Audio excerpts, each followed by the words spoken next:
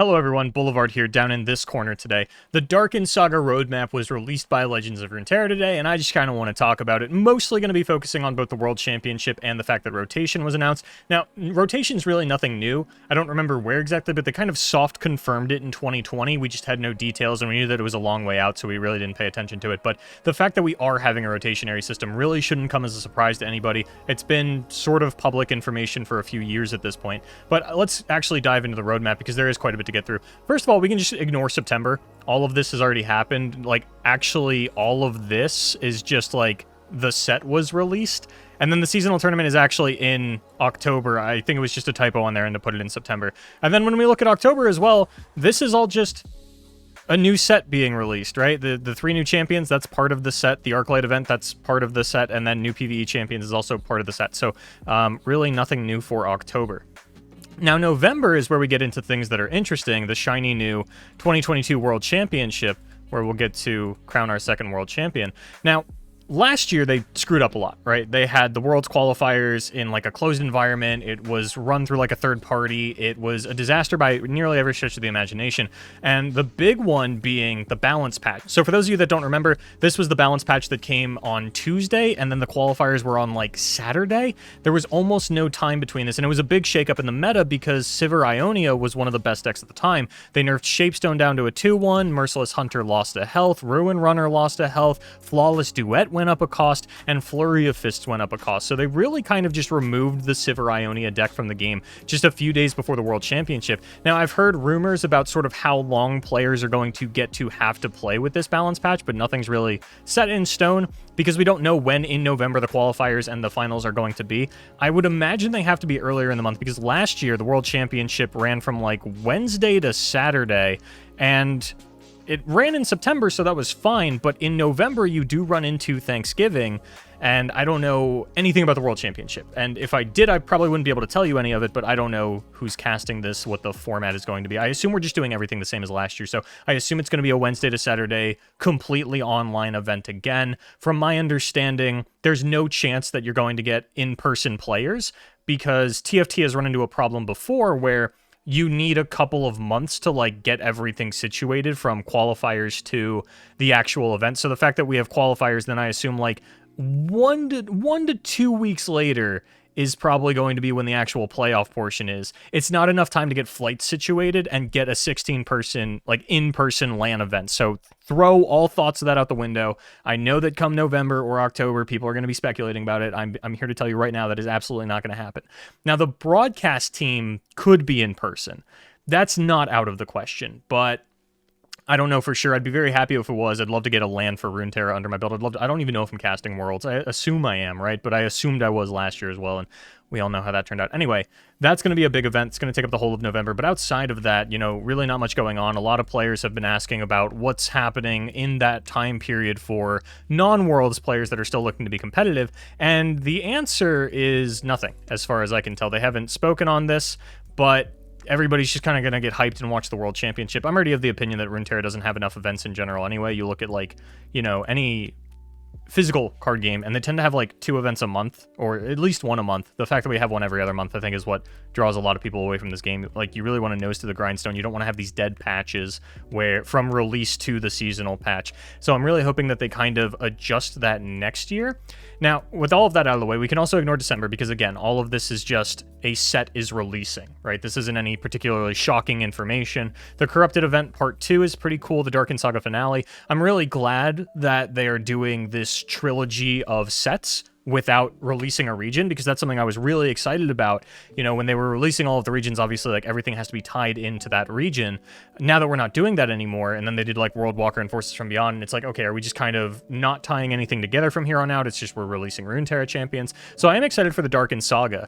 I don't know anything about it, what other champions are releasing. I don't recognize any of, like, I don't know who that is. I don't know what that is, but I really like the design that we've gotten from the expansion so far, so I'm very excited to see more of it in the future. Now, Rotation is where things are going to get interesting, right?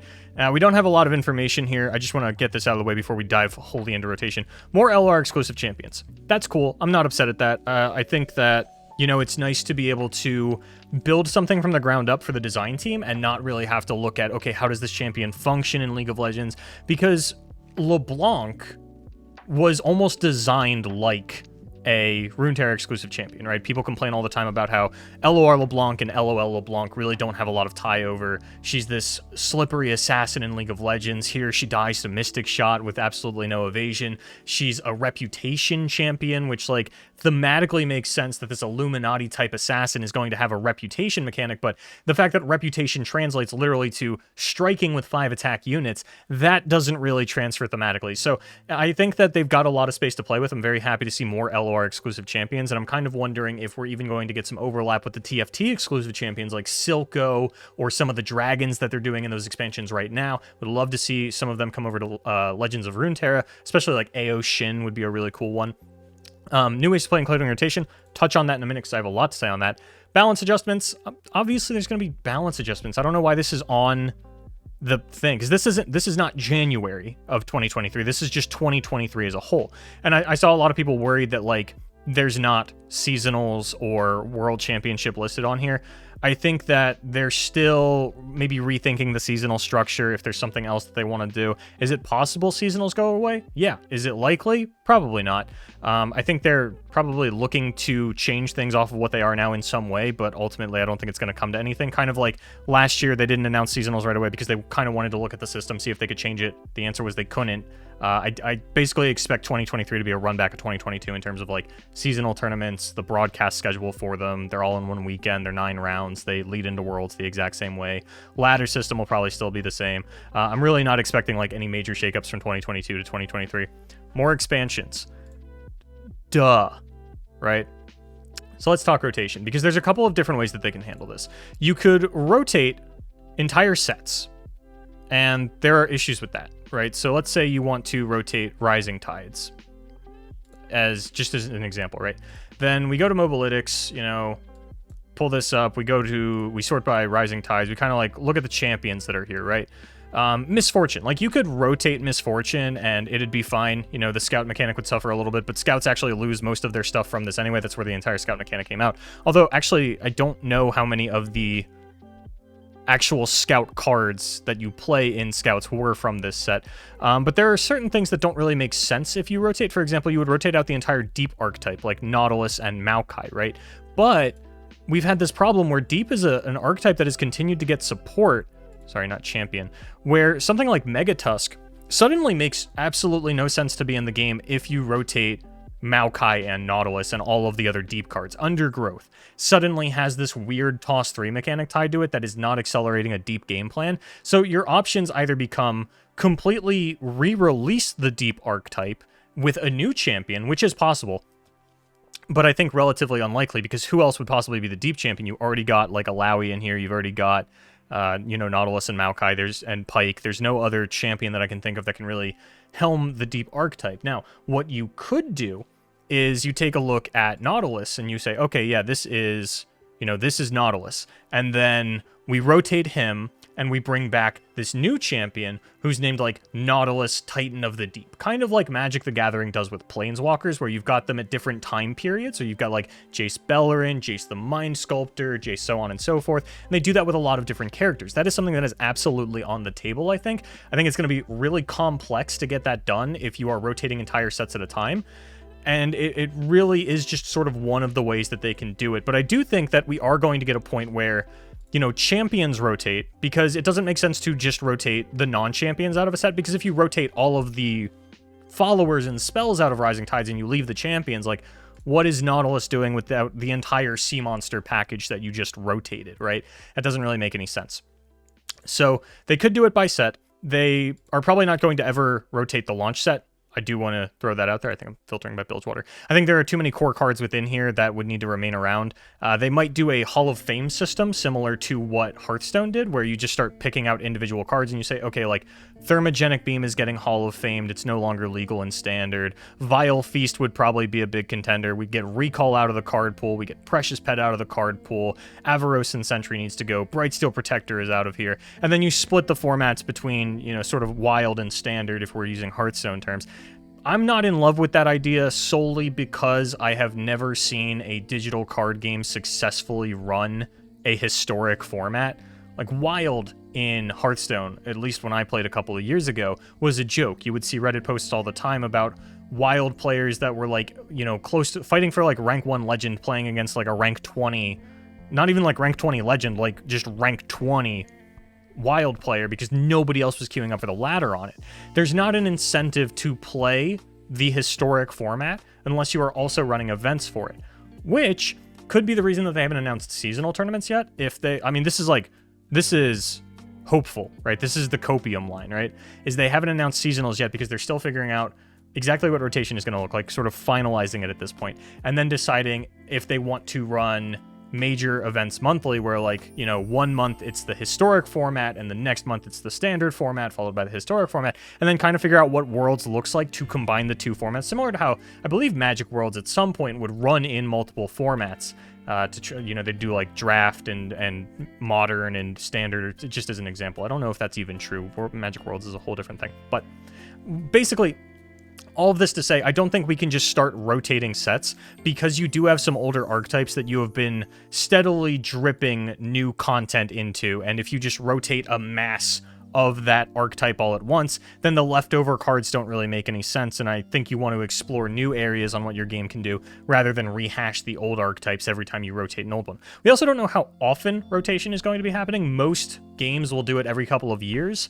I don't think we're going to be doing like a one in, one out type deal. And the other problem is, like, we've got clusters in a sense, where in a normal card game, a cluster is made up of 3 sets, and we have that a little bit. For example, like Targon, right, is an entire cluster, and that encompasses Call of the Mountain, Cosmic Creation, and Monuments of Power. Call of the Mountain might not even... Yeah, Call of the Mountain was a set. Yeah. So all of these are under Targon. So you would rotate Targon as a region, which doesn't make any sense, right? Because you're just rotating like 80% of Targon's cards, and the region is still around because you have released new Targon cards every expansion. So all of a sudden, Targon still exists as a region. It's just the one with like 30 cards in it, right? Which doesn't make a lot of sense. So there are a lot of questions for me in terms of how they want to handle this, because they really can't do some of the more traditional systems, just because they've essentially injected new colors into the game every time they've released an expansion. Maybe you just start rotating one set out of each of those, but even that doesn't really make any sense. And that might not even shake things up too much, because if you'll remember, some of these sets only released like 2 cards for a region, and those cards aren't even played. So very curious to see how they want to handle that. It's probably something that I'll dive more into as we approach it, but I do not think they can do it in a traditional way, where you're just throwing out entire sets at a time for new sets. Although I do like the idea that what they get to do is rotate out some champions and then bring in new forms of them. And we've already seen them do this a little bit with Senna and Yone, because these cards were not champions in League of Legends when Legends of Runeterra released. So, like, you get Senna Sentinel of Light, and you get Senna Yone being another one, where we have Yone Windchaser, and it's been teased for a long time that we're going to eventually get Yone as a champion, because he is a champion in League of Legends now. So I think that is something that's just kind of going to go hand in hand with rotation, where you don't necessarily do this with Senna and Yone, but even like, let's say like Hecarim, right? You rotate out this version of Hecarim, and you give us either a stronger, more like different part of the story version of Hecarim. If this is Hecarim in 1200 BC, I want to see what Hecarim in 1150 BC does, or even what Hecarim as a human would have done. You know, Viego as a human, Thresh as a human. There's a lot that you can do with the Shadow Isle champions in terms of something like that. But I think that is what we're going to be doing, is like, we'll just rotate one version of a champion, introduce a new version of the champion. But even that is sort of contradictory to the idea that they eventually want to get every champion in League of Legends into Legends of Runeterra, because you can't really do that if you are rotating champions and re-releasing same versions of them, or, as we see on the roadmap, continuing to put in more LOR exclusive champions. Especially when you're only releasing 5 new champions, 3 new champions, 3 new champions. Like, in the back half of the year, you've released 11 champions. There's like 170 in League of Legends at this point, and if we try to find out how many there are in Legends of Runeterra, we just click on the champion, and there are 96. Okay, actually, we're not that far off. So, like, we're getting there, but if you continue to add more LOR champions, or like I said, like, rotate out Quinn and then add a new Quinn, like, Quinn as a younger person, or Quinn as an older person, kind of like we've done with Cythria, right? But this is the kind of thing that you get to do with champions in a rotationary system, which I think is cool, because nobody wants to be like, oh, this is my double Misfortune deck, where I play normal Misfortune and I play the new version of Misfortune. So that's kind of what I'm looking for out of rotation, is for them to play with the, like, re-release the champions, because nobody wants their favorite champion to just be unplayable and gone out of standard, right?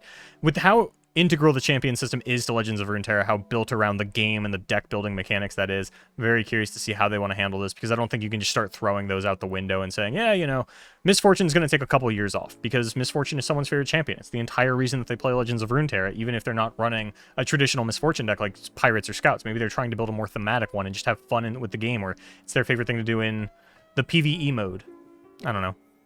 But that's the roadmap. That's going to do it for me.